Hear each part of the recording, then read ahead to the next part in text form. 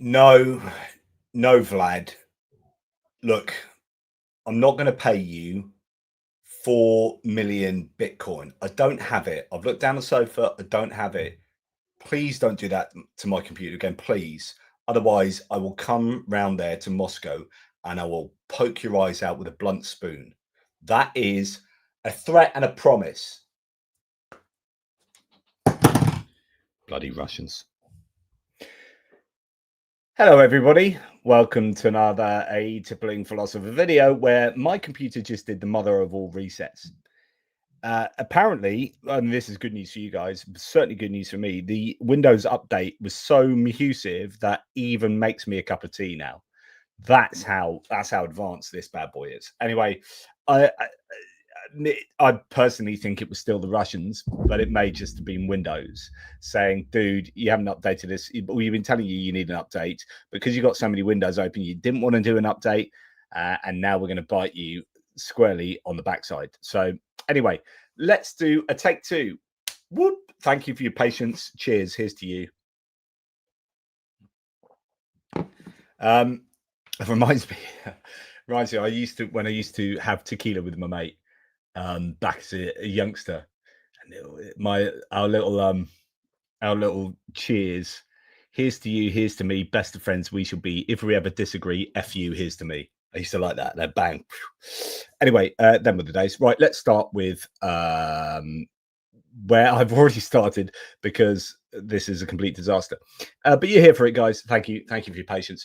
Okay, take two. So, State Duma, they threatened, as you heard in the first few minutes of my failed live stream, State Duma has stated through the State Duma deputy leader, Alexei Zhuravlev, that if Ukraine fires Tomahawk missiles,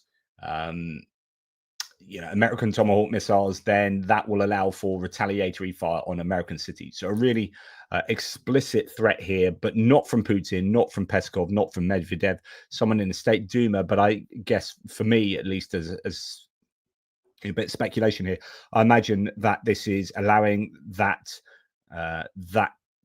expression, that communique to get out there via other means to see how it lands. But like I said before, I think they'll have better success in fawning over Donald Trump, with Putin saying wonderful things about him and how incredible it was he didn't get the Nobel Peace Prize.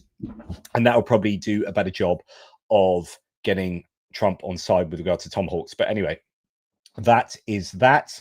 We're going to move on now. Oh, look, is that going to be the same for all of these? Yeah, I'm going to have to refresh. Goodness me. Anyway, I'm going to do this in full view. There you go. Look at the screen flash there as I go through all my tabs. This is how I roll. Right. So apologies. We do have some gremlins in the workings here. Right.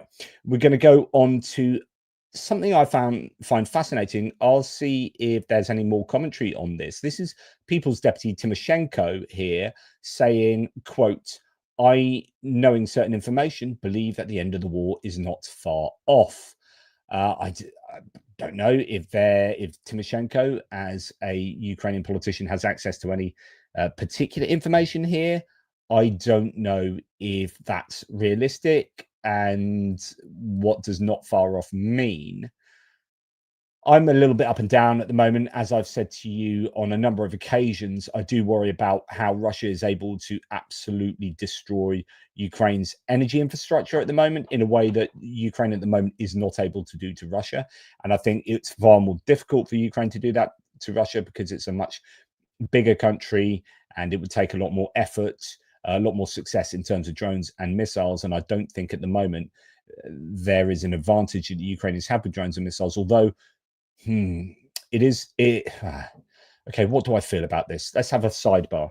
Not geopolitics, but more to do with distant strikes into each other's country. I will go over what I've said to you before. Ukraine is a smaller country than Russia, and so for Russia to hit inside Ukraine with missiles and drones, it's relatively easier because both sides need to go over the same kind of the border area, really. But for Russia, it's a bit like shooting fish in a barrel. You've got a smaller barrel and you've got all of those targets in there. Whereas for Ukraine, when they're firing out into Russia, they're going over the same amount of border, but then they're having to go to great distances. Now, that can be an advantage to Ukraine because the Russians would have to have masses of air defenses to defend all of these places all around Russia. But like I said to you before, all the Russians need to do is bring all their air defenses to around the border area, because the Ukrainian missiles have to go that way. They can't send them over Belarus. They can't send them over other countries. And so the Russians know where the missiles and drones are going to come from. And Russia just puts their air defenses in places where they can shoot them down in those corridors, in those routes. And because at the moment Ukraine don't have as many drones and missiles as the Russians, there is an asymmetry where Russia has a bit of an advantage. They have more missiles, certainly at the moment, it seems, than Ukraine. And also, Russia gets to fire using many different systems: planes, ships, submarines, ground launch systems, and Ukraine doesn't have all of those systems that are able to fire. The strategic bombers, for example. So Ukraine doesn't have ships, submarines, strategic bombers from which it can launch these big missiles. They essentially are using ground-based systems to launch everything that goes into Russia. So I think Russia has an advantage there, and Ukraine really needs to ramp up production. But the question is it realistic that Ukraine would ever have the ability to produce and also procure, because they can get stuff from abroad, more drones and missiles than the Russians are producing? That would be what they would be hoping for, but is that too much hopium copium to expect that Russia would ever be at the disadvantage there? I don't know. So on my kind of low points at the moment, I'm thinking Ukraine's energy infrastructure is really vulnerable at the moment, like really vulnerable. And as much as it's great that the West says we can help you with energy and this and that, that's always a case of sticking plasters, because really if the EU and NATO could help at all, they really need to be helping by destroying Yellow special economic zones, Yellow production facility for the drones and missile facilities, etc. So Ukraine are trying to hit energy infrastructure, but I think it's quite indicative that they are striking locally, say Belgorod and in Kursk area, so Klintsy and other places. I don't know whether that's a case that they would struggle to hit anywhere more distant in terms of energy production, or that's just, I don't know whether that's a shot across the bow. Look, this is what we can do, and we can do this. Even some are claiming with HIMARS. So imagine what we can do if we put our FP1s, FP2s, FP5s, so on and so forth, into the mix here. But the fact that Russia destroyed 60% of Ukraine's gas production in one night of strikes is very worrying for Ukraine. I don't think we should be complacent here in our support for Ukraine, that we overlook the severe challenges that they're facing this winter. And I think Europe are going to have to get, Europe and the US, NATO and the EU are going to, and EU plus. So when I say EU, I do mean Norway and UK and actually Canada and, allies. Okay, allies need to get serious about military assistance to the point where, okay, they are now providing targeting, and the Financial Times article talked about this today, where the US is helping with all Ukrainian deep strikes into Russian territory. But we just need to be giving them Taurus, Tomahawks, JASSMs, bloody everything. Just like throw caution to the wind, because otherwise all of this would be for naught. Like if Ukraine's energy infrastructure is completely destroyed, then Ukraine stops functioning as a country. If they can't access energy to produce their own military equipment, which is at the moment one of the things that people are so hopeful about.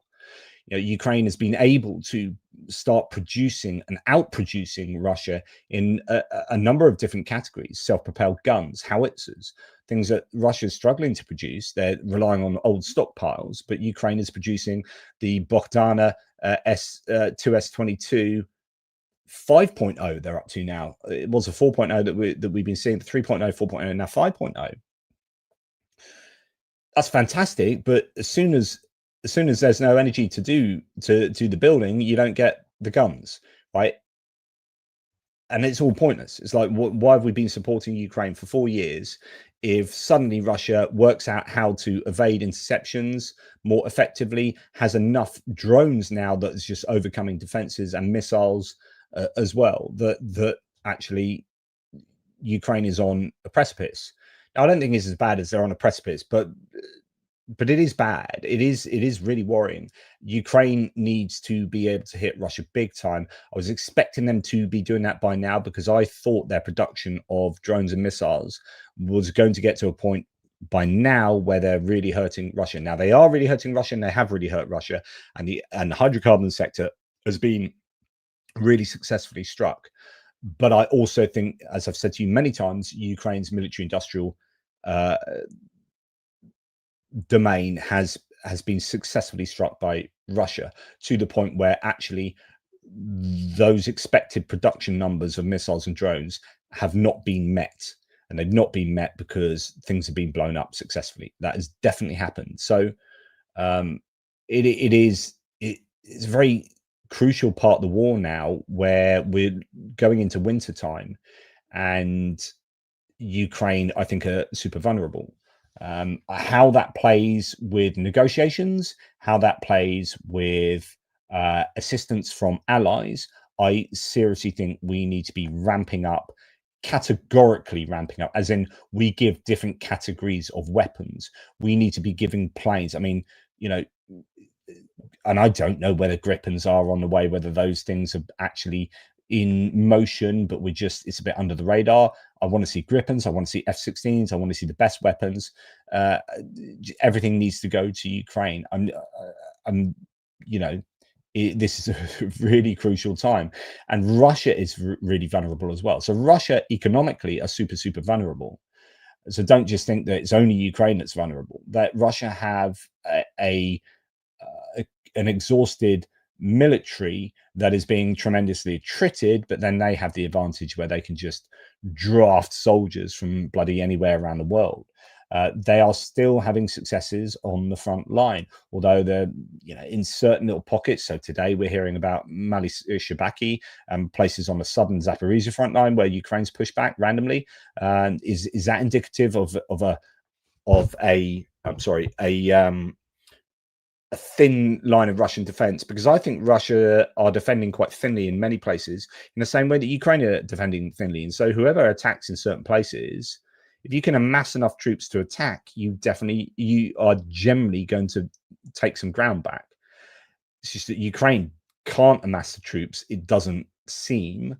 Although there are some theories that they do have reserves, and are they going to be doing anything with them at this time of the year? Would you start attacking when you're starting to move on to the Raputitsa, the mud, when the rains come? Is that the best time to be attacking? The Russians seem to ignore these weather situations. I mean, they invaded in the middle of February, so I don't know. But anyway, point being that both sides are very vulnerable at the moment. It's all down to who can produce, I think, the most distance munitions, as I call them. Anyway, that's enough waffling on. Okay. So I don't know if you guys have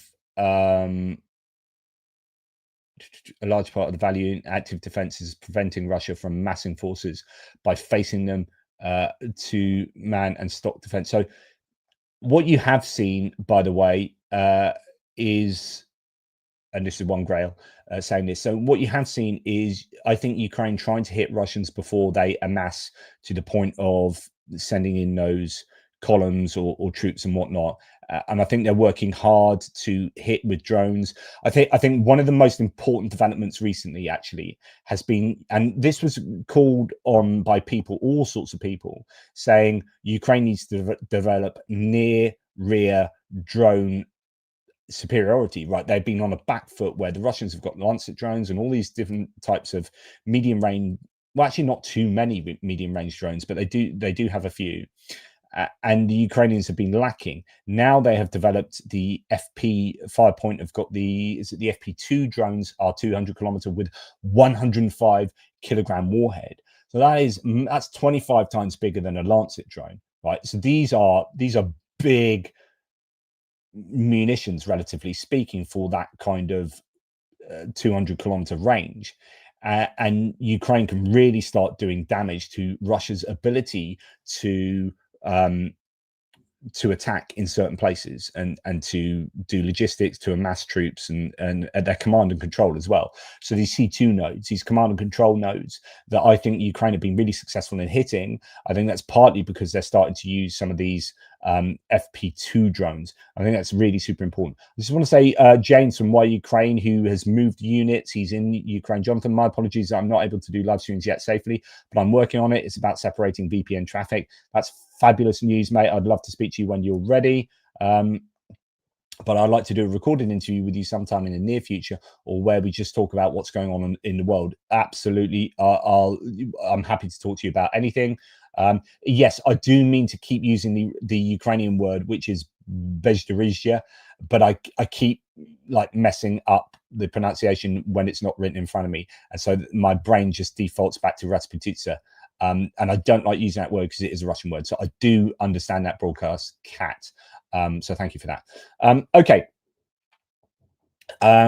And James says, I've lived in Ukraine for 6 years, never knew that. So people still use Raputitsa, which is what you generally see around, but Bezhdorizhia is the word that I would prefer to use. But something catches me before I try and attempt it if it's not written down in front of me. Right, okay, getting back to the geopolitical news. Putin's advisor, Ushakov, complains that Ukraine isn't ready for peace or to advance the so-called Anchorage agreement. So that's Alaska. He says people need to be convinced to fight for agreements, but admits no one is buying it. He also claims Europe's unity against Russia is rooted in hatred.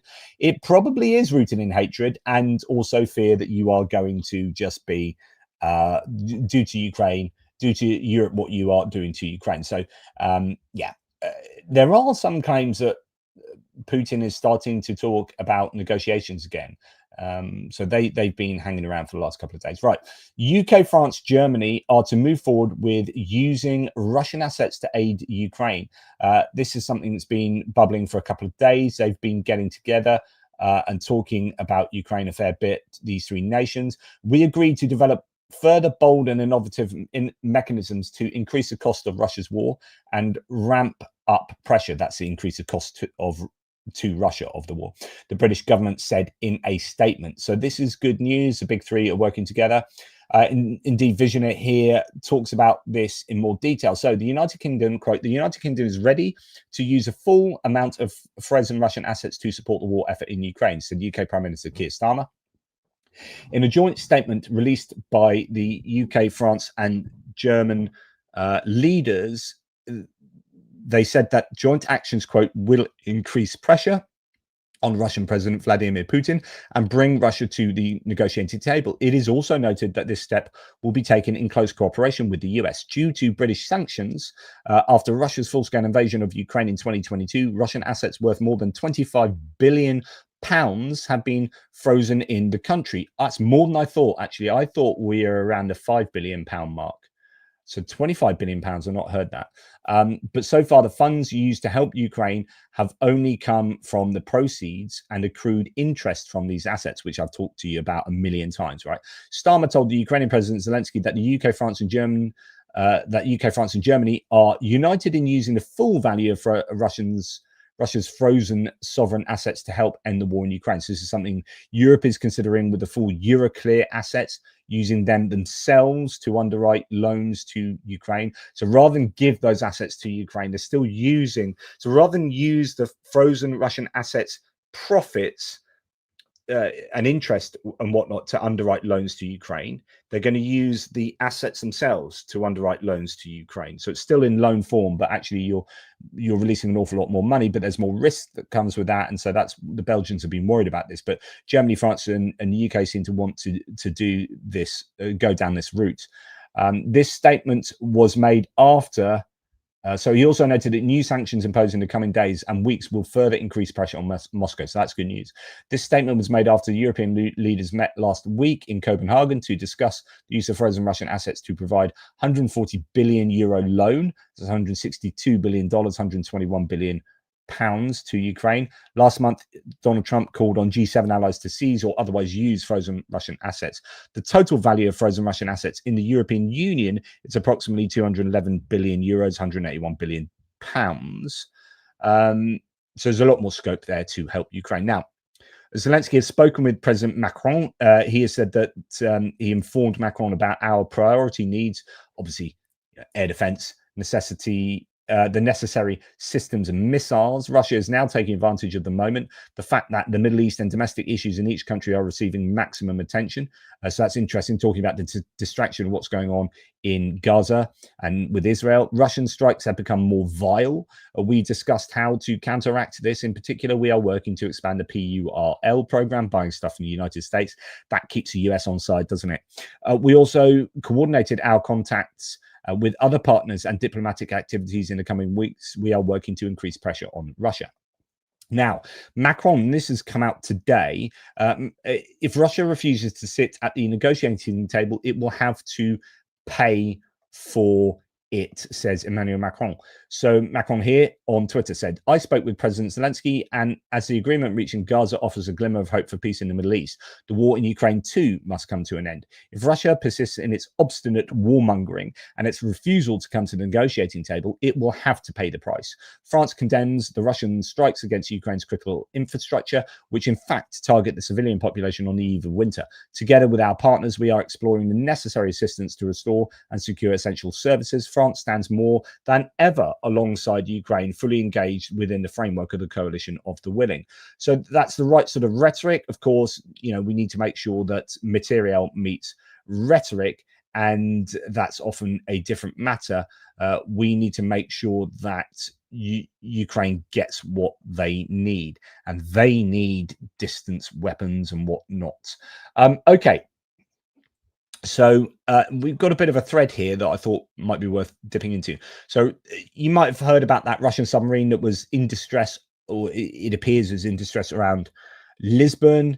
I think it was coming out the Straits of Gibraltar originally, coming out the Med, and was apparently taking on, or was leaking fuel, or was taking on water somewhere. I don't know. It's in trouble. A Russian submarine stricken with a serious fuel leak has surfaced off Brittany now. So it's now moved up the coast of Spain and then France, but obviously not being too quick about this, right? It's in trouble. It's being tracked by the French Navy. Meanwhile, leaked documents describe how a Russian missile corvette collided with a civilian tanker on the 7th of August this year. This particular Telegram channel reports that the Russian Black Sea Fleet submarine Novorossiysk has surfaced off the coast of Brittany. It's being monitored by the French Navy frigate, according to NATO's Maritime Command. It's reported that the submarine's fuel system is damaged and is leaking directly into the hull. Quote, there are no repair parts or qualified specialists on board, and the crew is unable to fix the malfunction. The serious accident has led to other problems. The fuel accumulated in the hull is an explosive hazard. The source believes that the crew has no choice but to start draining the hull directly into the sea. The Project 636.3 Varshavyanka class submarine is relatively new, having been launched in 2013 and accepted into the 4th Separate Submarine Brigade of the Black Sea Fleet in 2014.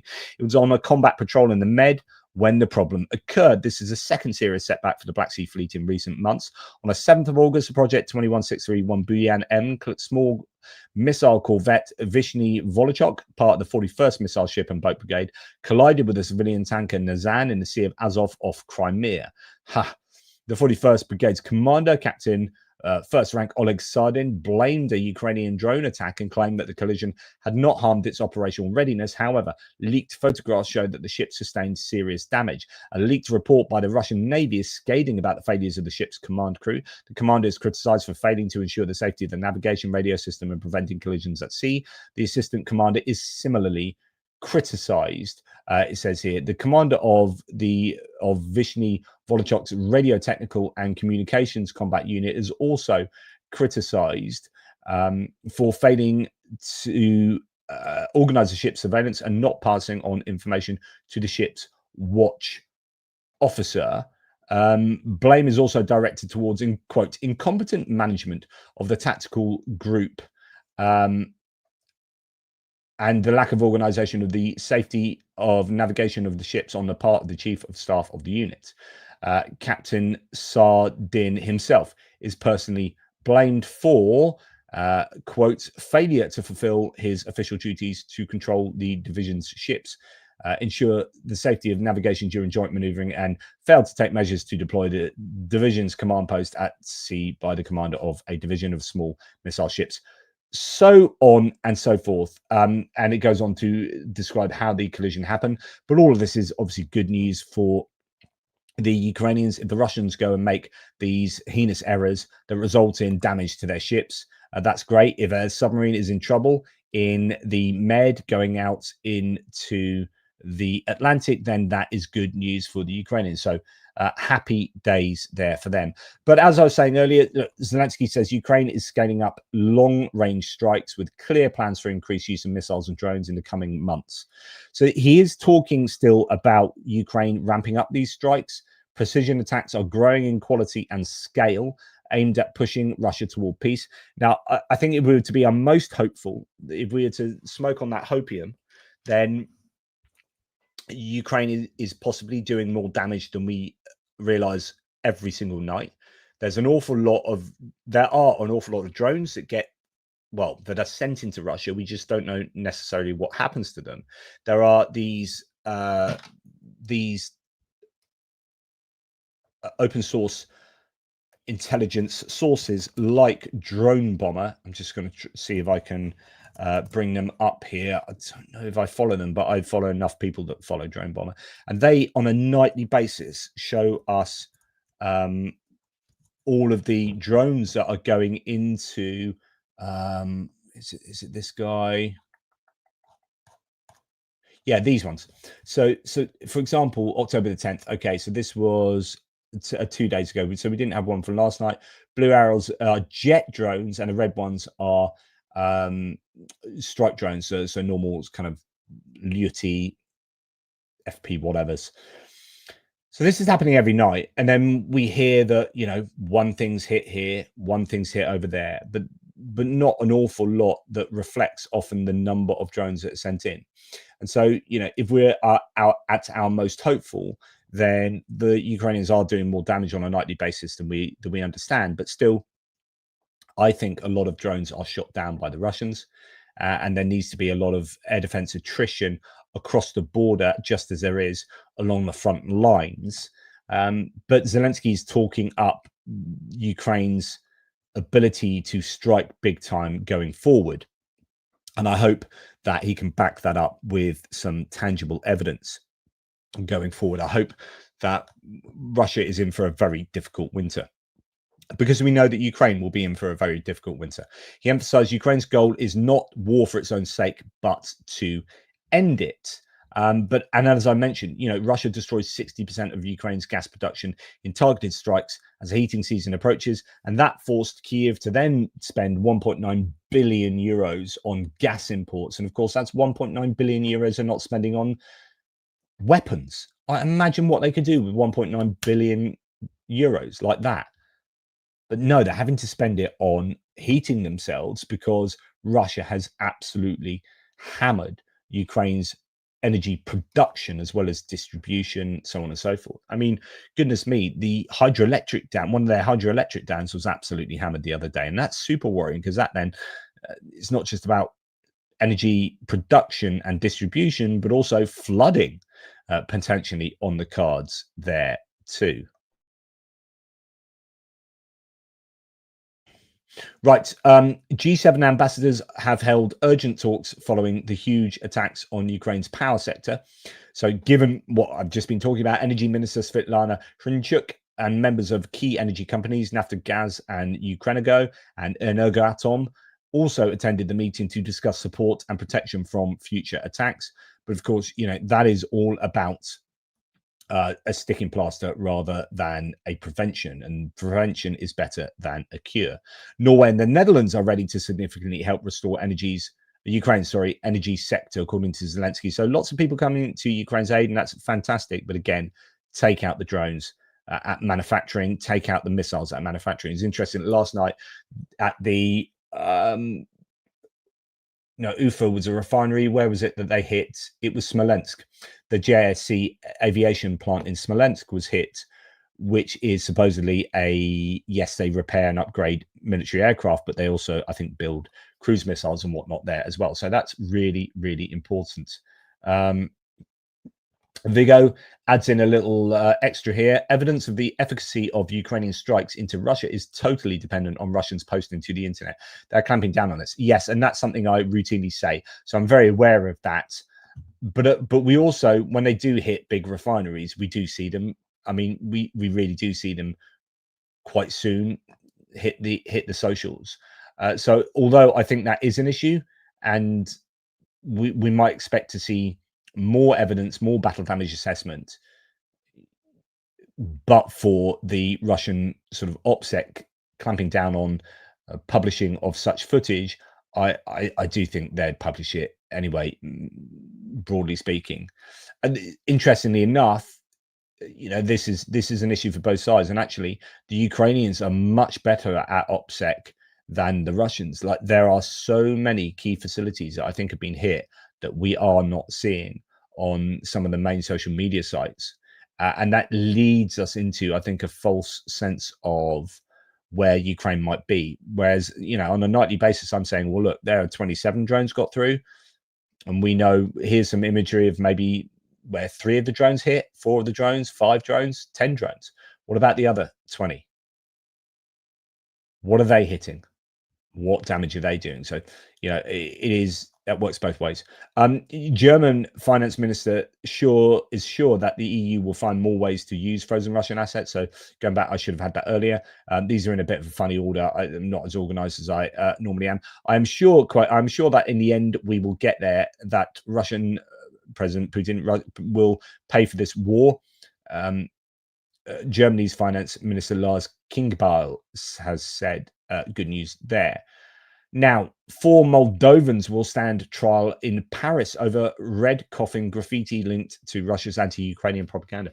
Do you remember earlier, what was it? Was it around the October the 7th Hamas strikes, where you started seeing a load of blue Star of Davids stenciled around Paris? And then at the same time, or around, I can't remember what it was concerning. Was it when the US had given permission to use ATACMs? You started seeing these coffins being spray painted around Paris as well, and you knew that the Russians were behind these with Hamas and Israel. It's about like celebrating Hamas or Palestine on the one hand and then Israel on the other, just putting both sides out there and watching all the craziness ensue. And this is kind of what the Russians are very good at. Here they were very obviously against Ukraine, I think, using ATACMs that would just bring about death of the French. The idea that if France gets more involved with Ukraine, there will be French people coming back in coffins. Now, it's found out that 4 Moldovans were responsible for this. They'll stand trial. Prosecutors say the acts were aimed to demoralize the French army. Agence France Presse reports that the organizer supports Moldova's pro-Russian SOR party. So that's what's his first name? Is it Ivan Shaw? Anyway, yeah. So when we hear Ukrainians doing bad things and Moldovans doing bad things and Bulgarians doing bad things, remember that, of course, there are very many pro-Russian Ukrainians, Moldovans and Bulgarians, etc., etc.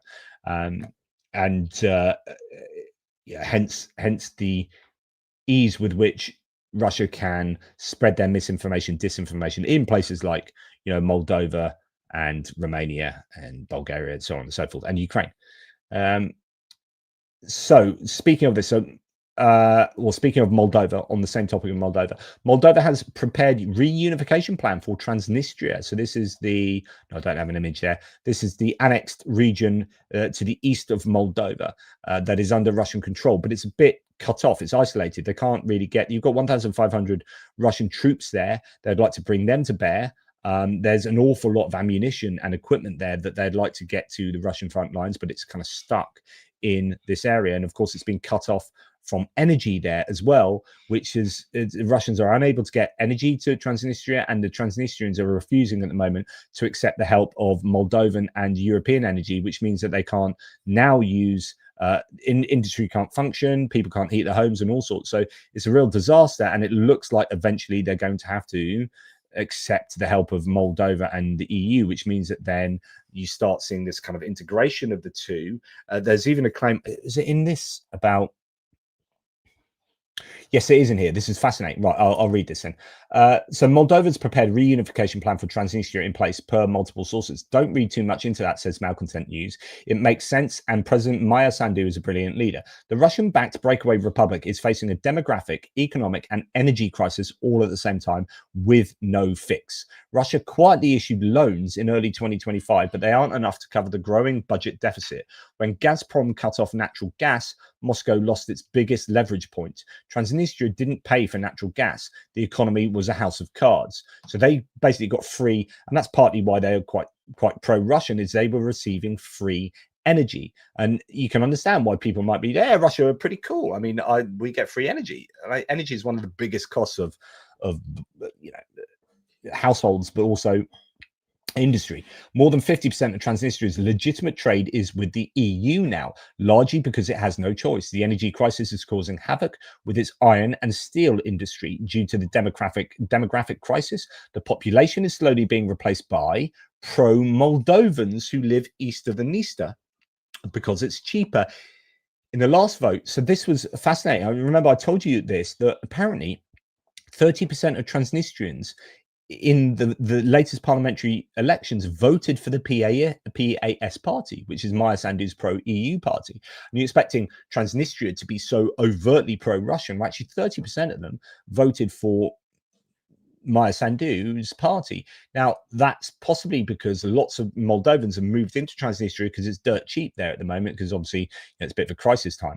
That's an increase from 2024's presidential election and EU accession votes. President Maya Sandu set conditions in January 2025 to energy assistance that were advantageous to reunification, including the removal of 24 Russian checkpoints along Transnistria's border. Transnistria is landlocked, isolated from Moscow, and most of its oligarchs are arrested, on the run, or slowly pulling away. The only thing holding Transnistria together right now is the sheriff conglomerate.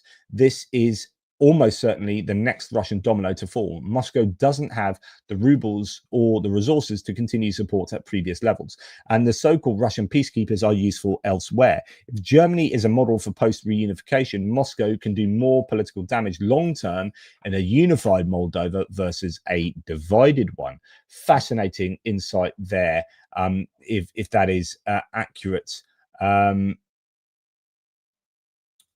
Right, someone from Moldova says, I keep seeing foreigners being so optimistic about it, while here in Moldova, we keep sounding the alarm. Reintegrating the region would be a nightmare and a huge burden on Moldova's economic and social systems. And before that, we're preparing for a humanitarian crisis there. So it's not going to be an easy pathway, because it's so desperate there in Transnistria that any reunification would be taking on the burden of Transnistria that will otherwise fall to the Russians, right? Okay, and then a bit more of an analysis of what's happened in the Czech election. Here is František Kalenda again. He's going to talk about this chap Turek here. So what's his first name? Is it Philip? Yeah, Philip Turek. He is in charge. If you remember, there were three groups that essentially are going to go into coalition.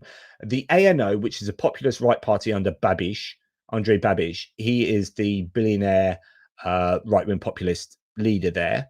Then you've got the motorists, who are run by this guy Philip Turek, who, as you can see where his allegiances lie. And then you had the very right-wing SPO coalition of a bunch of really far-right parties. And that's quite a toxic mix. So the motorists are very much a MAGA style, ideologically speaking, political party. Now, meet Philip Turek, honorary chairman of the Motorist Party, widely speculated to become Czech Minister of Foreign Affairs. Why this is important is if this guy becomes a Minister of Foreign Affairs, you ain't going to get much love for Ukraine. in the government emerging after the recent Czech election. As self-described racing driver and edgy commentator, Mr. Turek built a large following on social media, mainly among young men, before entering politics in 2024 when he was unexpectedly elected into the European Parliament. Not only is Mr. Turek a political newcomer, but he also rose to infamy with a number of scandals. First, it turned out that he repeatedly used the Nazi salute, apparently to greet his friend, raced in a helmet with Luftwaffe symbols, and collected Nazi memorabilia. I mean, those are all like big alarm bells, aren't they? Then he basically busted himself for breaking the law when he posted a picture showing him driving over 200 kilometers an hour on a highway, which had a limit of 130. He was also accused by his ex-girlfriend of rape and physical and psychological abuse, or got into a violent brawl. In his short political career, he's routinely voted against motions supporting Ukraine or sanctioning Russia, and frequently met with the Chinese and Iranian ambassadors. Most recently, it turned out Turek posted a series of shockingly racist comments that he later deleted, including mocking neo-Nazi arson attack on a Roma family home that left 3-year-old girl with serious burn injuries. Even after the newest scandal, chairman of the motorists voiced his support for Turek, and the party might still insist on his nomination as Minister of Foreign Affairs. Motorists are indispensable governing partner for the party ANO that won the recent election, led by Andrej Babiš, the billionaire, that will almost certainly return to the post of Prime Minister, Babiš, in the following weeks. So that is a little bit of more context for what might happen going forward in Czechia. If you are from Czechia and you are in the live comment, please shove in your opinion of what's going on there. Yes. Okay. So Putin has been hanging around recently, Tajikistan and other nations around there, meeting with a bunch of the leaders there. It wasn't just a Tajik leader, but actually a whole bunch of them, because I think he recognizes that there is a little bit of a threat of these nations starting to get a bit jittery in terms of their support for Russia. We've seen that with Azerbaijan and Armenia, to some degree, maybe Kazakhstan. Putin arrived in Tajikistan on October the 9th, despite an active ICC arrest warrant for war crimes over deporting Ukrainian children. So Tajikistan is a Rome Statute signatory, which means they are members, or they're signed up to the International Criminal Court, and therefore are obliged to arrest Putin if he comes to the country, and that didn't happen. Tajikistan indeed received him with full military honors, ignoring its legal obligation as an ICC member state to arrest him. So that's a real shame. But he spoke to, as I mentioned, a bunch of those leaders, and they all looked rather attentive. And yeah, it was a bit of a PR, possibly, well, not a PR win, a geopolitical win maybe for Putin, keep them on side. But I don't know what's happening under the radar there, to be honest, under the bonnet. Who knows? Okay. War Translated reports tonight that opposition demonstrations have resumed in Georgia, with around 2,000 people marching through central Tbilisi, carrying Georgian, EU, US, and Ukrainian flags. They are still going. Hats off to them. It is a tireless thing that they are doing, and they are up against it. They've got Georgian Dream, who are horribly pro-Russian now. They employ Tutushkis and thugs from Russia, I would have thought, and they have a lot of Russian influence, and it is just so difficult to wrest back democratic ideals and mechanisms from the grip of Georgian Dream. Now, Euromaidan Press reports that, talking of grips, Russia's grip on Turkish gas is slipping. Reuters reports that Ankara could meet half of its gas needs by 2028 through domestic output and $43 billion in US LNG. So the US getting in there and replacing a lot of Russian gas exports with their own LNG exports. That's happened a lot in Europe. And that will end Russia's last major European market. Of course, they do still sell to Europe, a number of countries, but it is decreasing, and the EU is trying its hardest to shut that down completely. Hope you guys are all right in the live chat there. Now, the Polish Foreign Minister Radoslaw Sikorski has warned that Putin is escalating and not negotiating. I said there are rumors that he is up for negotiations, maybe a little bit more in the last 24 hours. This is from a good couple of days ago, though. he says that Russian drone and jet incursions into NATO airspace, defense spending and troop buildups prove the Kremlin isn't seeking peace. Sikorski calls for force first and then talks, like Reagan with the USSR. The age of empires is over, he says. And yeah, here now we're going to go and talk about Orban and Hungary. So, Spravdi reports that bombshell investigation shows that Hungary's Russia-aligned Viktor Orban regime has been running an espionage network in Brussels, recruiting and infiltrating among the highest level of foreign governments. Wow. Okay, this might be a result of the work of Shabalix Panyi. He has helped produce a documentary recently that shows how much Viktor Orban's family has grifted, how much corruption has brought about huge financial gain for Viktor Orban and his family. And yeah, so Panyi says so it is him again, our bombshell investigation revealed how Viktor Orban's spies infiltrated EU institutions in Brussels by recruiting European Commission officials of Hungarian nationality, offering them money, career advancement, or appealing to their patriotic duty. Following our revelations, the European Commission has already launched an internal inquiry. Brussels is one of Europe's spy capitals, home not only to the EU, but also NATO and numerous other international organizations. Covert intelligence gathering is usually the domain of Russian, Chinese, Iranian, or other Middle Eastern services, not of EU member states spying on an alliance and institutional system to which they themselves belong.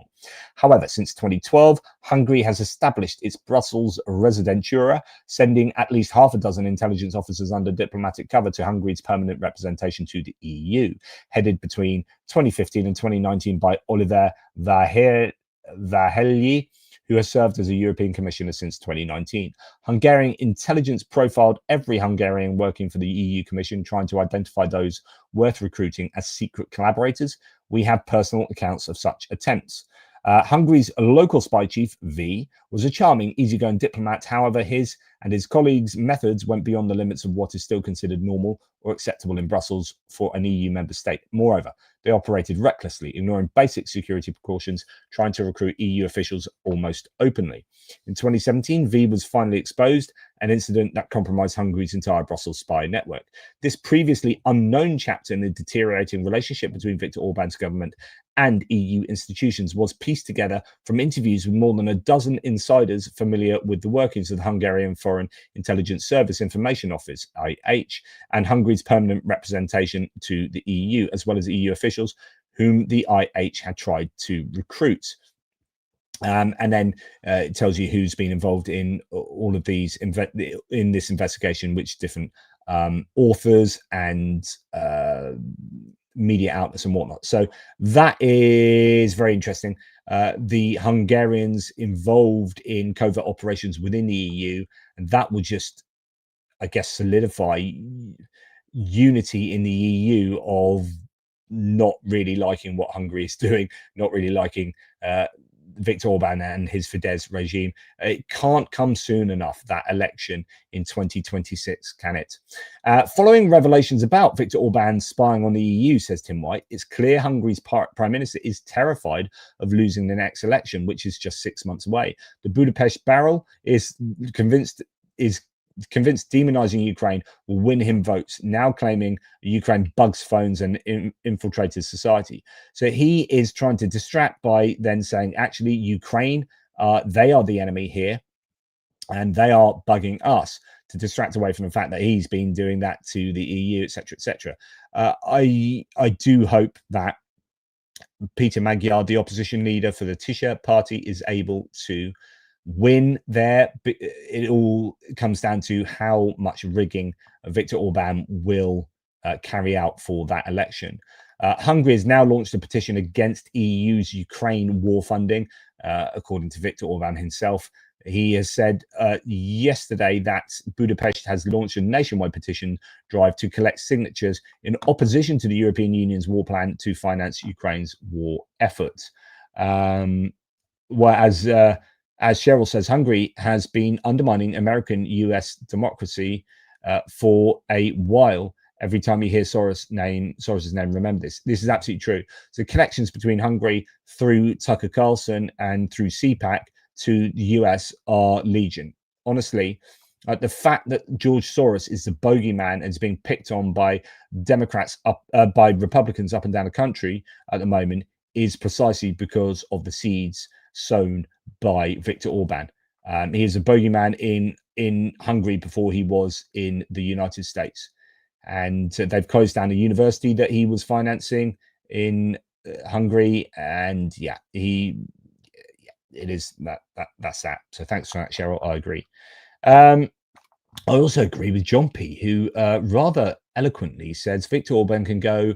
Oh no, I can't say that. No, maybe it's not that eloquent. I think it's eloquent. Okay, talking about pro-Russian sentiments under the bonnet in Europe, and I'll just put this one up as well, but I won't say it. So 3 AfD lawmakers from Saxony-Anhalt attended Putin's 73rd birthday celebration at the Russian embassy in Berlin, organized by the pro-Kremlin magazine Compact. The event praised Putin as a patriot, and AfD leaders later said the MPs acted independently. I mean, it's goodness me. This tells you all you need to know about the AfD. And of course, I did a whole video on Nigel Farage and Nathan Gill and Reform UK and their connections to Russia this morning or this afternoon. And I think that is incredibly important and needs to be talked about way more. I think there needs to be a formal investigation into Nigel Farage about the connections to Russia. But you're seeing it with all the right-wing populist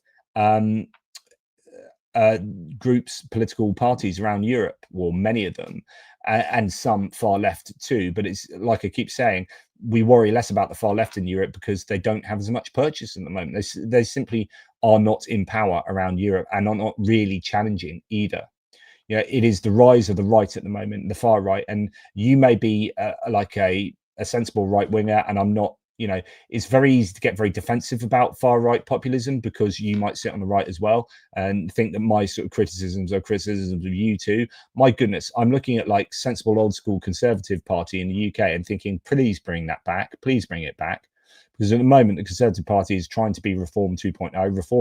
Reform is trying to be essentially, I think, a very dangerous political party. Once you look outside of immigration, it's just stuff that's pretty worrying or just completely underthought. And I think it's going to be a very dangerous government one that is that sees Reform in charge, or at least in coalition. The same in Europe with AfD and with Vox in Spain and with Rassemblement National in France. The problem is the more you frustrate these parties, the more popular they become, as their supporters think, stop frustrating us, stop stopping us getting into power. And there's this theory that they need to get into power so they realize how bad they are at being in power. You're seeing this in the UK, actually, where you've started to get a bit of pushback to Reform when they have control of councils. They've been voted in as councillors in local councils around the UK, where they now control a whole bunch of councils.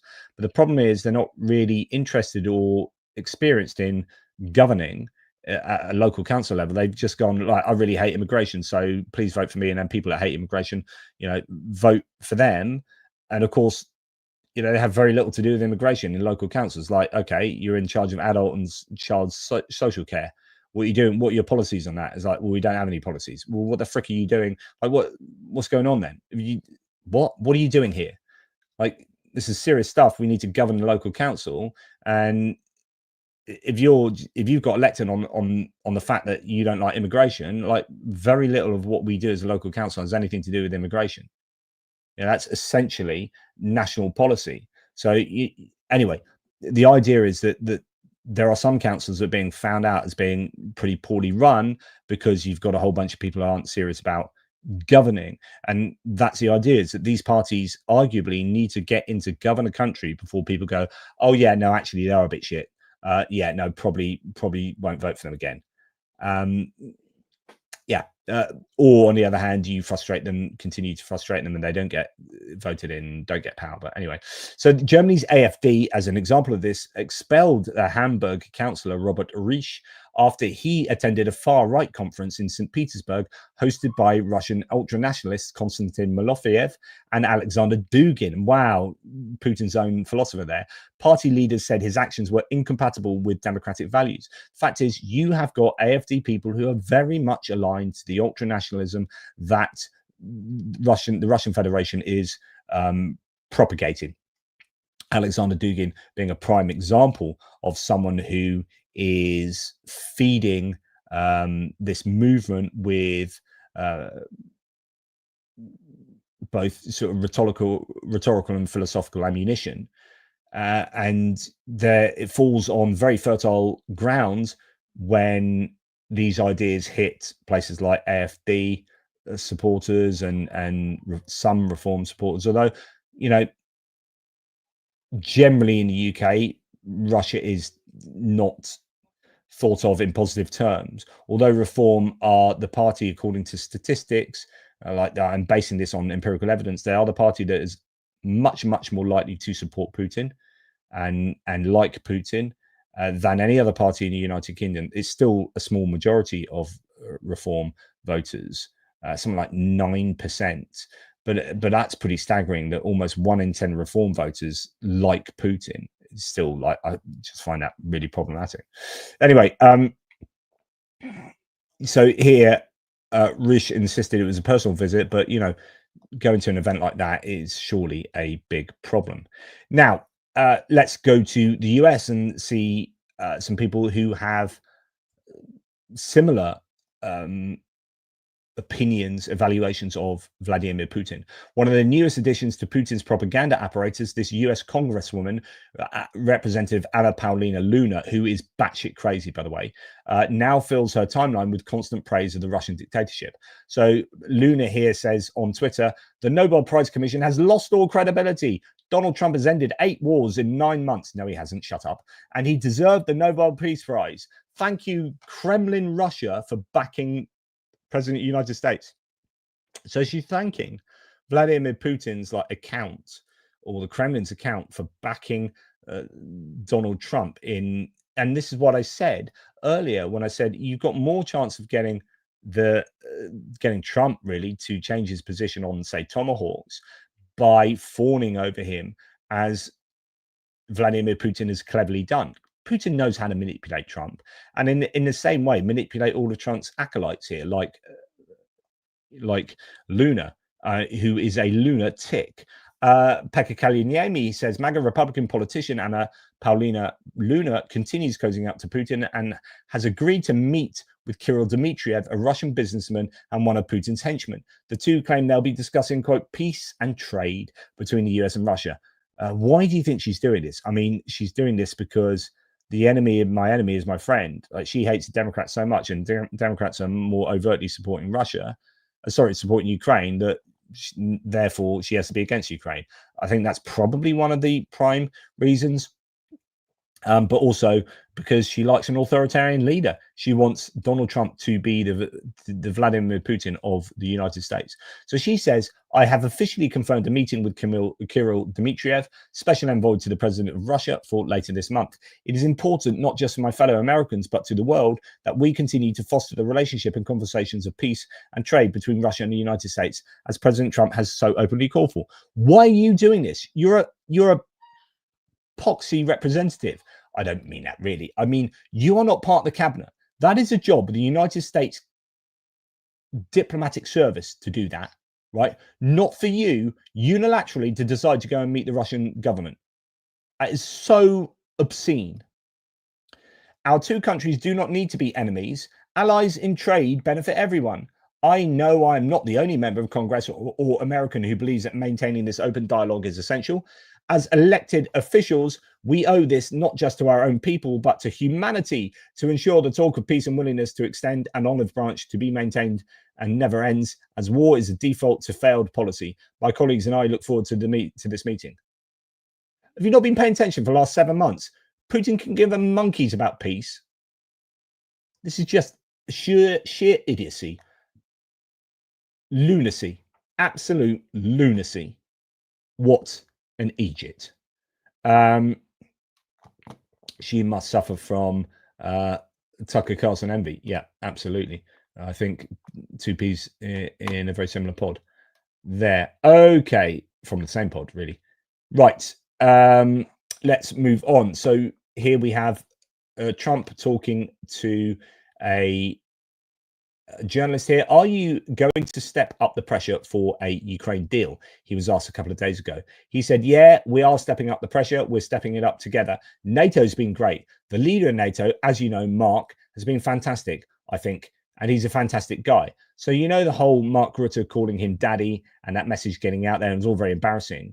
This whole buttering up Trump, this is how important it is. I've talked to you about this before, about how we don't like it. Like, none of us who support Ukraine and don't support Trump's approach to Ukraine, none of us like seeing world leaders just bootlick Trump, right? It's horrible, and it should be beneath them. But unfortunately, it's necessary so that you get this situation, which is, he's a fantastic guy. I like him. Okay, that then puts Mark Rutte in a position to be able to influence Trump. If he didn't like him, if he hadn't said all that horribly cringeworthy stuff, then Trump would be trying to pull himself out of NATO, pull the US out of NATO. And that's a reality here. That is a reality of the situation. So that's why I advocated for bootlicking, because I know the sort of person Trump is. It's horrible, it's cringe, it shouldn't have to be this way, but it is this way because Trump is so desperate for validation. Right, Trump has suggested throwing Spain out from NATO over defense spending. Quote, they have no excuse not to do this. Maybe you should throw them out of NATO, frankly, the US President Trump said, I presume in that same meeting with Alexander Stubb in the White House, the Finnish leader. Now, Ukraine and Japan have sanctioned Russian military suppliers operating across 5 countries. The coordinated sanctions show how Moscow relies on a global network from China and Turkey to Kazakhstan and the Seychelles. So that's good news. Ukraine working closely with Japan. Japan are actually a pretty important supporter of Ukraine, and we should not forget that. Okay, so just a few more. I probably need to just refresh these tabs because we're almost there. So don't worry, guys. Then I'll let you get on with your Sunday nights. And we can all relax a little bit without having to listen to global geopolitics. Right, after refusing to learn the Latvian language, I talked about this with the guy on Jonathan Finks, or on our live stream the other night, Eastern Border. He's also one of the contributors to the Autumn Harvest Car for Ukraine campaign. So after refusing to learn the Latvian language, Latvia has ordered 841 Russians to leave the country by October the 13th, 2025. They also did not pass security and background checks. Around 30,000 Russian citizens are affected by the new rules, while most managed to comply. So it's kicking out Russians who are not willing to integrate into Latvian culture and society. They really are not fans of Russia at the moment in Latvia. Russia cancelled its first Russia-Arab summit because most of the Arab leaders would not attend it. Yes, that's what we like to see. The summit was supposed to take place on October the 15th, but a week earlier, it turned out that only acting president of Syria and prime minister of Iraq had confirmed their participation. Key regional players, UAE leader Mohammed bin Zayed, Saudi Crown Prince Mohammed bin Salman, and Egyptian President Abdel Fattah el-Sisi did not confirm their attendance. The Kremlin says it's due to the summit coinciding with the events around Gaza. Putin even said he decided to cancel the event himself. Of course you did, Poots. The summit was first announced back in April, and Russia invited heads of 22 Arab states to attend. The slogan was cooperation for peace, stability, and security. The Kremlin said it would be rescheduled for November. I hope none of them turn up then either and embarrass the crap out of Putin. 7 EU states increase Russian energy imports in 2025, according to Reuters. Among the 7 nations increasing their purchases, France saw a 40% jump. What is going on there? Importing 2.2 billion euros, while the Netherlands imports surged 72% to 498 million euros. Belgium, Croatia, Romania, Hungary, and Portugal also raised their imports. This is one of these difficult ones where I think it's very easy to criticize. However, things do need to change, but getting in massive amounts of hydrocarbons from alternative sources is not the easiest thing to suddenly do, although they've now had almost 4 years to do so. That is what's going to be annoying most people, is like, yeah, okay, we can give you so much slack for so long, but actually it's been a long time now. I don't know whether it's just this lack of wanting to jump on the American supply as well. I don't know whether there's political dimensions there that are worth considering. And talking about how Putin really played Trump, Trump put a video of Putin on his True Social and said thank you to President Putin for his warm words about poor old Trump's not getting the Nobel Peace Prize. Oh, poor little lad. Flattering Trump remains the easiest investment for dictators or for any leader or for his own cabinet. You've seen cabinet meetings where you sit the 3 hours of going round, everyone one after the other saying how amazing Trump is. And that's the end of the meeting. Thank you very much. What did we achieve? Well, I've got a very brown nose. Thank you very much. Actually, it's brown verging on orange. But there you go. Because it turns out that he puts a bit of foundation on his butt as well. Sorry, I'm just so frustrated with that man. I wonder what I would say if I often dream of the, I daydream meeting Trump, or I daydream being a journalist and getting a chance to answer one question, knowing that he won't answer it and he'll not invite me back again ever. But I just want to publicly say this, blah. Like, what's the most efficient way to say the most incisive, cutting thing to Donald Trump that shows him up to be the weak, appeasing leader that he really is? What I'd really like to do is sit down and have an hour-long televised conversation with Trump where he can't get up and leave, where he can't not answer the question, where he can't just say to me, "You're fake news, I'm not answering you." Like, just sit down and just discuss with him and just go to the heart of what he doesn't know, actually, what he knows and what he doesn't know. Show him up for not knowing what he should know, and showing up for him for like poor thinking on all of these topics. Really, really would love to do that. I am on the edge of a rant. You know me too well, guys. You just know me too well. So I did this whole video this morning on how Zach Polanski, so if you don't know him, for those who didn't watch that, he is this chap here. And do you know what? I want to play this to you because I was talking about how Nigel Farage and the whole connections to Russia thing is what is becoming a dividing line, what's becoming a battle line in UK politics at the moment in a really significant way. So let me just push that over to there. I have to do this slightly. If I want to play sound, I have to do this slightly differently. So sorry, not sorry. Let's then get that shared, and we're going to show that one. Yeah. Okay. Right. So hopefully you will be able to now hear this. This is Zach Polanski, who's now the leader of the Green Party. They've become this kind of quite firebrand left wing. They're embracing kind of socialist policies, and they are trying to be the antithesis of reform.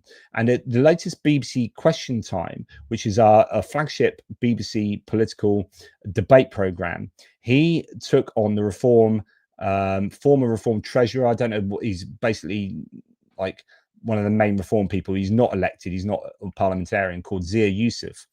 And he took him on Nathan Gill's connections to Russia, on his admission of bribery and taking Russian money, and saying, look, Nigel Farage said he didn't know him. He clearly does know him. Now, actually, Nigel Farage come out and said, actually, I did know him better, blah, blah, blah.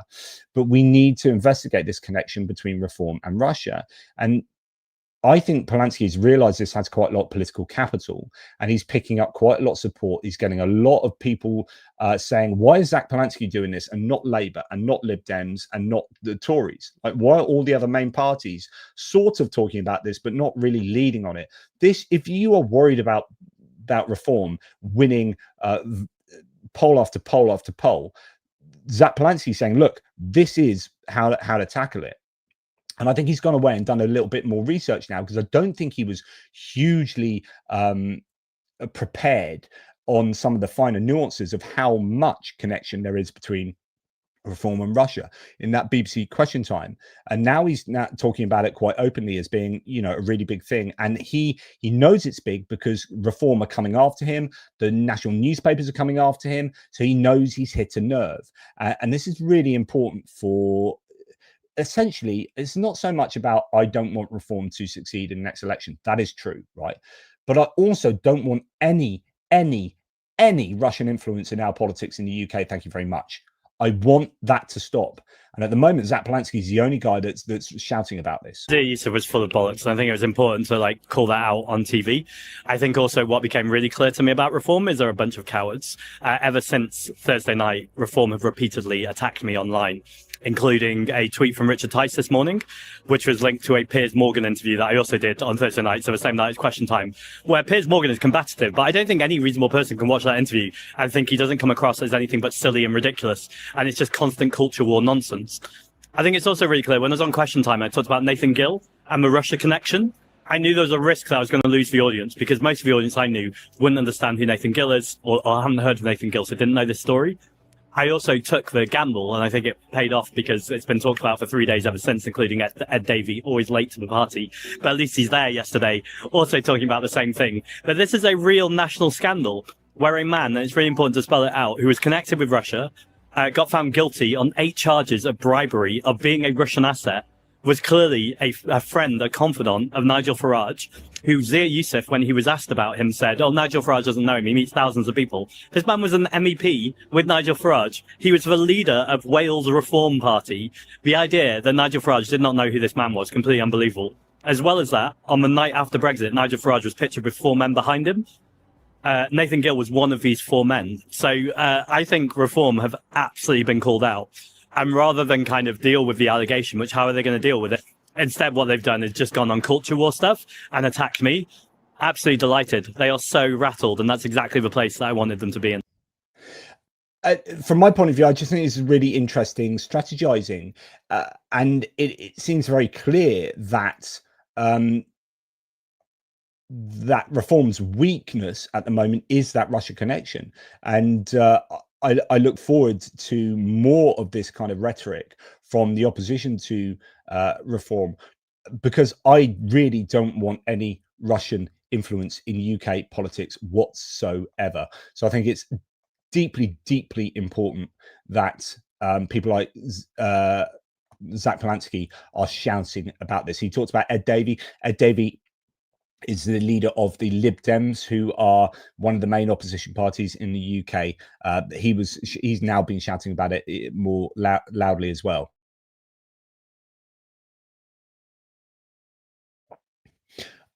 So yeah, Nigel Farage, interesting. So I talked about how Jaguar Land Rover, which is one of our main car manufacturers in the UK. It's not a UK company, but anymore we don't really have any car manufacturing companies that are fully owned by British. But that was a cyber attack over a month ago, and it's basically stopped making cars. It's like the entirety of their IT infrastructure has been essentially shut down, to the point where GCHQ, our kind of intelligence, are in there trying to work out what's been going on, who's been hacking. And the government has had to give a £1.5 billion loan to Jaguar Land Rover to bail them out, because they can't local supply chains are unable to, they're losing money. People who are dependent on Jaguar Land Rover to supply parts to them are unable to, they're unable to sell their parts to Jaguar Land Rover, and that's their business gone. So this is really, really economically dangerous. Now, if this is, and the Telegraph came out today with an article saying, main suspects are Russia. If it is Russia, then this is an attack on our economy from another nation. This needs to be looked at. Well, it's interesting that people are saying, and I don't think this is necessarily connected, but about 10 months ago, or no, not 10 months ago, I can't remember when it was actually, Nigel Farage said, mark my words, Jaguar Land Rover, Jaguar will go bust. Russia is now suspected of launching a cyber attack against Jaguar Land Rover. Is there something he knew? Not suspicious at all. Nigel Farage said somebody. So I don't know that those things are necessarily connected, but here you have it again. I predict Jaguar, this is November 2024 actually, I predict Jaguar will now go bust. And Russia may have been behind Jaguar Land Rover cyber attack, says the Daily Telegraph, in this month. Yesterday, I think it was. So, wow. Anyway, who knows whether those things are connected. Right. I appreciate all of you still being here. I'm going to just do a couple of videos of stuff that absolutely staggers me. And I'm going to go back to sharing this other screen. So bear with me a second. I think No, it wasn't that one.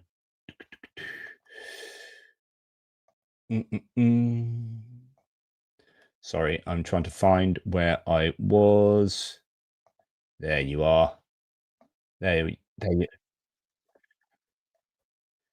That's the one. Okay. Right, so here we are. We're back over here. I just want to play you a couple of videos that I think are worth listening to. The first one is our dearly departed Dr. Jane Goodall, who many of you will know from incredible documentaries and being one of the world's foremost primatologists. She died, and then a Netflix documentary of her held back on this until after she died. So the agreement was that this wouldn't come out until she had died, obviously because she knew it would cause a right ruckus. This is what Dr. Jane Goodall said.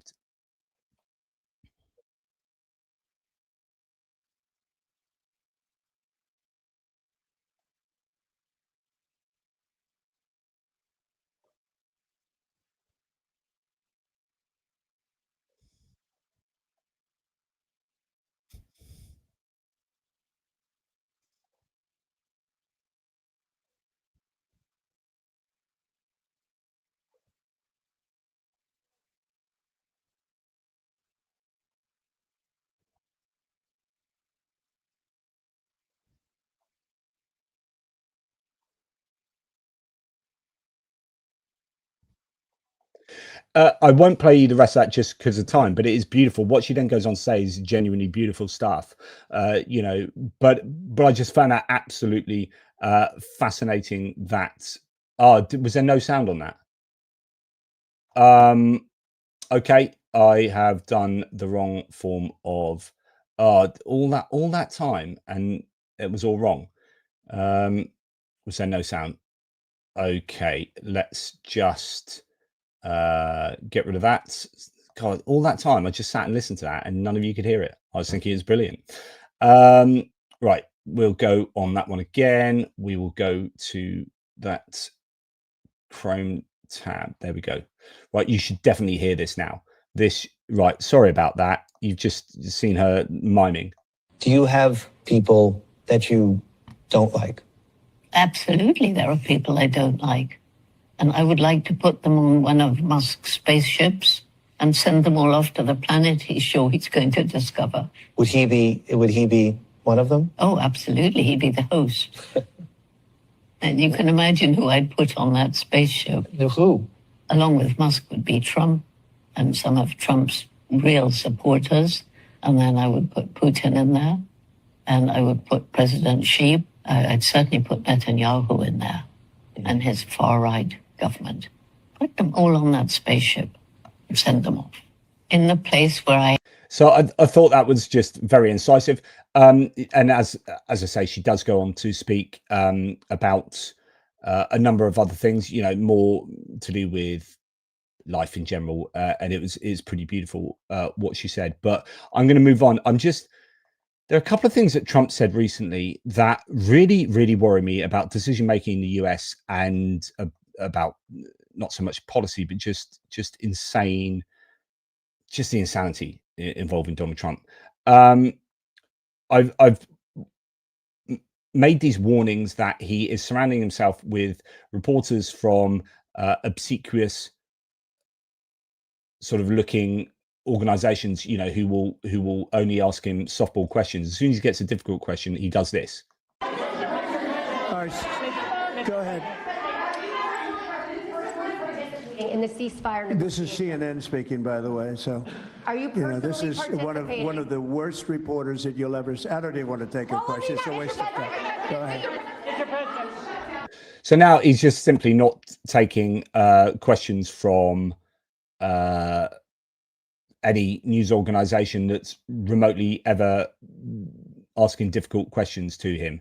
And I think that is a sign of dictatorship, really.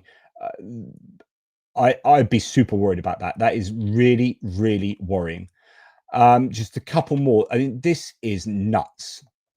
So think of that, 1 in 20,000, and now it's 1 in 12 for boys, 1 in 18, 19 for girls. So obviously there's something There's something that's artificially, I think, induced, something, whether it's This is autism he's talking about. the vaccines in terms of these massive vaccines that are twice the size of a jar like that, of a glass of water like that, I mean, into a baby's body. And What's he talking about? The babies are receiving vaccines that are like twice the size of a jar, a glass of water. Like, no one has a vac. Who is telling you this? Like, what are you saying? You absolute dingbat. Like, what are you talking? You're the president of the freaking United States. You don't get, well, you do get to just sit there and talk absolute bollocks. Just lies. Like, does no one go, hang on, sorry, Mr. President. I just want to correct you on that, but there's no way babies are taking on like a vaccine at once with a syringe that's like twice the size of a jar. That's not happening. Like, sorry, Mr. President. Anyway, carry on. I just want to interrupt to say that that's not realistic, what you're saying. suggested get them in doses, get them in, maybe 20%, 30%, but smaller, not such a big. I think, that. Then we had certain recommendations, the MMR, take them separately. So think. It's probably another example of Marco Rubio just dying inside there. And then you've got more insanity. This is with RFK Jr. Yeah, go ahead. There's also there's many other confirmation studies. There's 2 studies that showed children who are circumcised early have double the rate of autism. It's highly likely because they're given Tylenol. So, none of this is just positive, but all of it is stuff that we should be paying attention to. Yeah, people going, yeah. I'd be going, bollocks, mate. No, that's not happening. You're lying again on national television. Like, what? So children who are circumcised early are twice as likely to get autism because they've had paracetamol. What are you talking about? You idiots. Like, none of this is true. Just stop lying on these really important matters to the general public. Like, autism was around before Tylenol, right? Explain that. Just all of this is nonsense. It's just nonsense, but it's dangerous. You've got the platforming of these dangerous ideas that is just it makes me want to cry. And Defmon, who I think Defmon's actually Swedish, but he is like previously fairly pro-Trump. He's now not at all these days. These are the guys you put in charge of fixing your economy. Just stop and think about that a minute. This is another example. So I've talked about this, about this in terms of Trump using these figures, but now he's got Dr. Oz, one of his medical experts, banging on about maths that doesn't make sense. Drugs for lung diseases are discounted massively, and that's over here on this line. The president highlighted 650%. They're significant discounts, and these. You can't discount it. Well, you can. You'll be paying them to have that. You can only discount a drug 100%, and then it's free. Like, if a drug costs $10 is 100%. So if I discount it 100%, it is now $0 and cents. If I discount it 650%, I am paying someone to take that drug. That you are regurgitating this outright nonsense means that no one around these people is responsible. Either they know these guys are lying and don't have the guts to correct them, or they want them to lie, or everyone's incompetent, or these guys are lying themselves on purpose. None of these options are good. All of these people are idiots or dangerous and evil. Take your pick. It's either massive incompetence or evilness. These are medications. We just picked the ones for lung disease and one for metabolic syndrome, diabetes, but there are others that are included. 650%. Well done, mate. Well done. You clever lad. Just honestly, it's so depressing. Now, the one other thing I want to show you, because I think this is quite an interesting technique interesting tactic in terms of protest. I've just got to find the right one to do this with. It's over here. Don't know if it's worth me playing the sound. If it is, I'm going to have to move it over to there. Sorry, talk among yourselves, and then I'll be with you in a short while. So we now need to open that one. I'm almost there. Here it is. Opening. Paste. There we go. Right. Okay. We're back again. Right.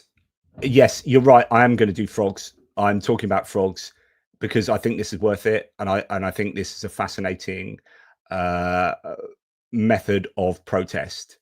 Yeah, here it is. Okay, so you might have seen stuff like this recently. I'm going to play you this to begin with. Here we have Trump again. Or Portland, Oregon. I mean, every time I look at that place, the place is burning down. There's fires all over the place. When a store owner, there are very few of them left, but when a store owner... So in Portland, every time he looks at it, it's burning to the ground. He says there are store owners. He says there are very few store owners left. So I want the evidence that A, Portland is burning to the ground. B, that there are no store owners left. Builds a store. They build it out of plywood. And that now when they build stores, they only build it out of plywood. They don't put up storefronts anymore. They just put wood up. They don't put storefronts up anymore. They put wood up. Because they know it's going to be ripped down. And then I hear how wonderful it is. It's not wonderful. It's a disaster. That's almost an insurrection, that place. So we put our people...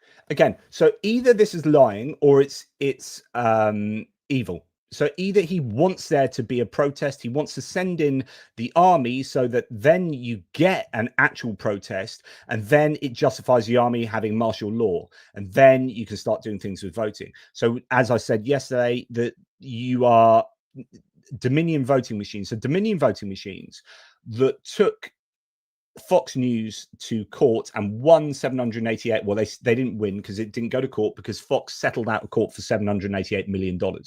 So Fox News settled out of court for lying about how the Dominion voting machines were like, you know, they were cheating and they were using them, and they were, so Fox News and OAN and all these news organizations were slagging off in public. They were slandering the Dominion and Smartmatic voting machines.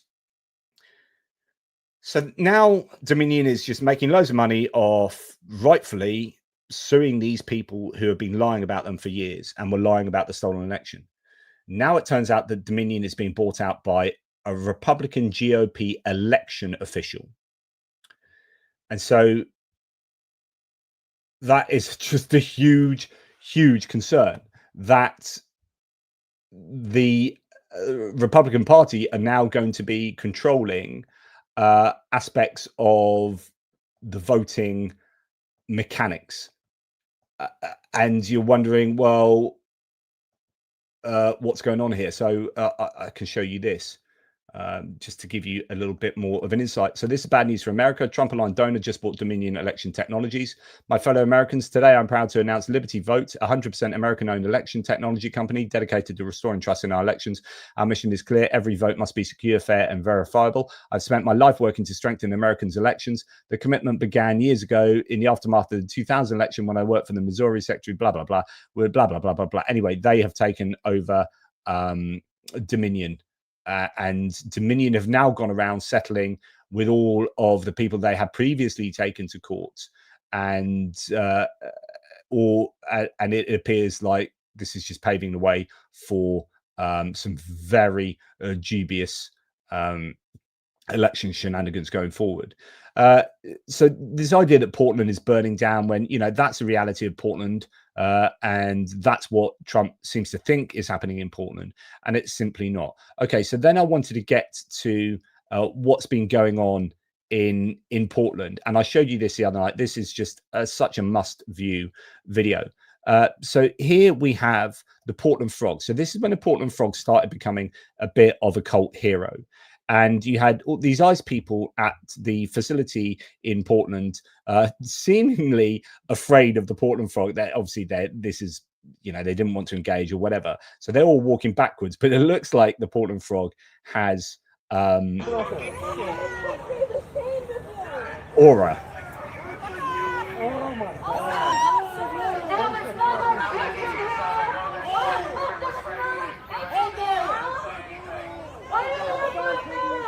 And then check the frog out.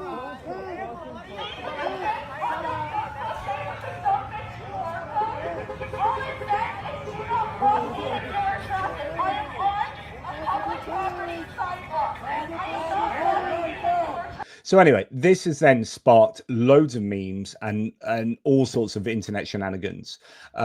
Remember, I think it was the Portland frog that had pepper spray sprayed into the inlet for where the air goes into these things. So that he was actually pepper sprayed, or she, I don't know who it is.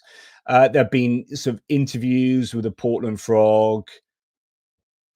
Protect the Portland frog at all costs. Tell me a little bit about what brings you out here day after day and in a frog costume, no less.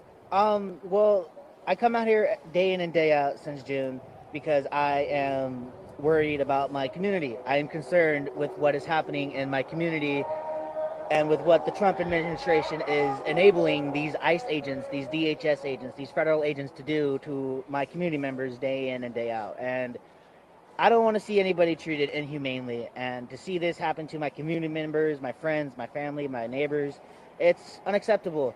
So I'm out here protesting in a frog costume especially in a frog costume, just to show how ridiculous the notion that we are violent terrorists is. It is just to showcase how that narrative is wrong and does a lot more damage than good.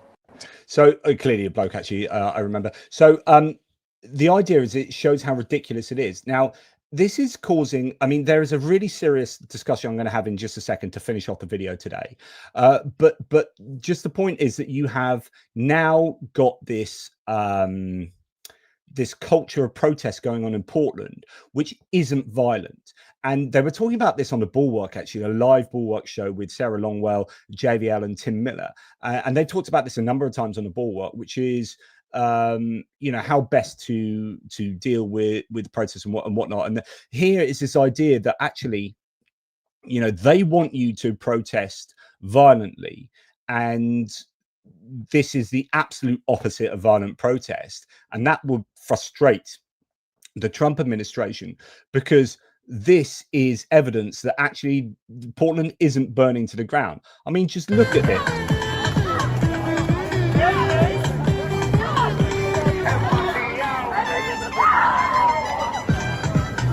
So what you have is a bunch of these kind of liberal, really liberal types getting in these blow-up costumes and doing all of this kind of stuff, and it's the opposite, as I say, of what Trump and his ICE want. So now this is becoming bigger and bigger. So you've got now like literally dozens and dozens of these blow-up costumes, so on and so forth. So while you are getting the occasional person getting shot with pepper bullets, you had the priest that was praying the other day that was shot in the head with a pepper bullet. But in the main, what you've got is probably a very frustrated set of ICE people that, or National Guard or whoever it is that are protecting these ICE establishments, who I think have been tasked with being there to provoke violent demonstrations so that they can then institute martial law and say, look, we told you there's violent protests. We told you this place was burning down. But instead, you're getting Portlanders just coming dressed up in giraffe and frog costumes, showing how ridiculous it is. And I just think that's a pretty clever way of doing it. But we haven't reached this point where the Trump administration's claims or perception has met reality. Like, you and I know that Portland's not burning to the ground.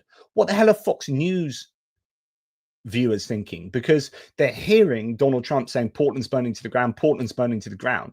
And online, we're seeing it's not burning to the ground. There are plenty of people from Portland who are showing you videos walking past the ice place by daytime, looking at farmers markets, all of this stuff. There's no burning to the ground. Storefronts aren't being, built out of wood. There are all the storefronts there this week that there were last week, that there were last month. He is clearly either talking mistakenly about the BLM protests from 2020, or he's doing it on purpose. I don't know. But if Trump is doing it mistakenly, the people around him know.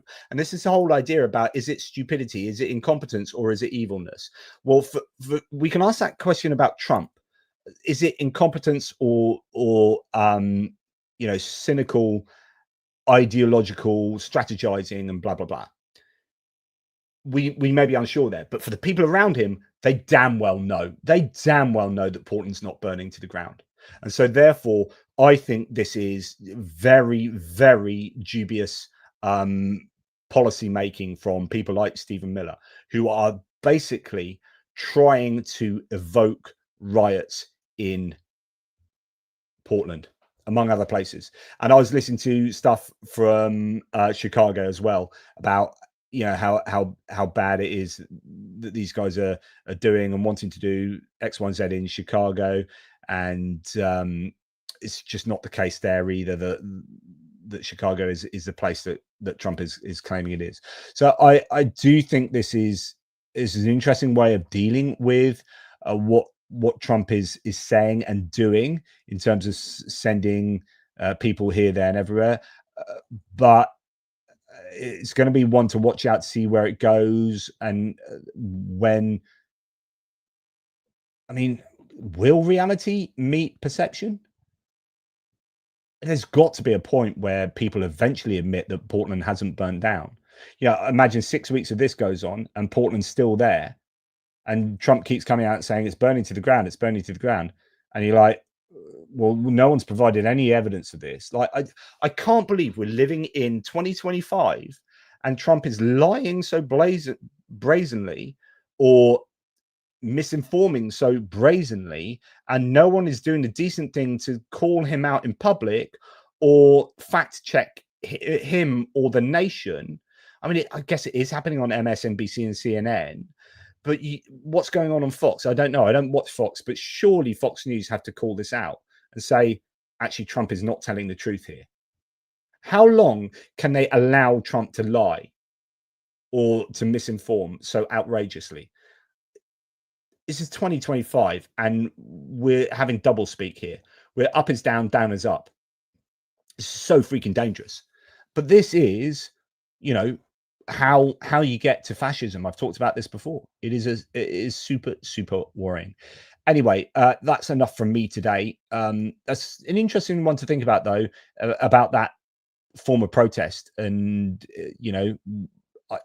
I can't help but think that's the only form of protest that would kind of work well here, because they want you to get violent. They want there to be massive crowds, throngs of people that are more likely, and then you can throw in agents provocateurs to then wind them up. And then it's like, oh, look, I told you. But when you've got a whole host of people in freaking zoo costumes prancing about to dance music, then I don't know. I don't think it works in Trump's favor. Right, thank you very much to Johnny Nedregard. Thank you for your Norwegian love. Really appreciate that, matey. Thank you very much to Zeb Carter. Awesome. You're always very kind, Zeb. Thank you for your kindness, as is Michael Vuchar. Thank you for your support, Michael. You are an officer and a gentleman. Thank you kindly. And thank you to all of you wonderful people who are supportive of the channel so much. I did show you on my cock-up attempted live stream that I did before I had to restart the live stream to give you this. But I did show you this. I just want to go over that just for the record, because most people won't watch that. Like, oh no, he's taken it down. Oh, Benny Pie had done this wonderful thing whereby I could show you a thank you word cloud of all the people who had helped out, but he's actually disabled it. I think by the looks of it, or it's not working on this newly updated computer. Anyway, I just, again, a massive public thanks to all the people who contributed so wonderfully to the Car for Ukraine campaign. It is still open. We have smashed past our 2-truck goal. You guys are amazing. I gave you some stats in the previous one. Just so many very kind people. I'm going to do an explicit video on that. And yeah, I do believe that Rick, the Ukrainian, is doing a live stream. But thank you to all of you guys. Thank you to the mods. And I will speak to you tomorrow.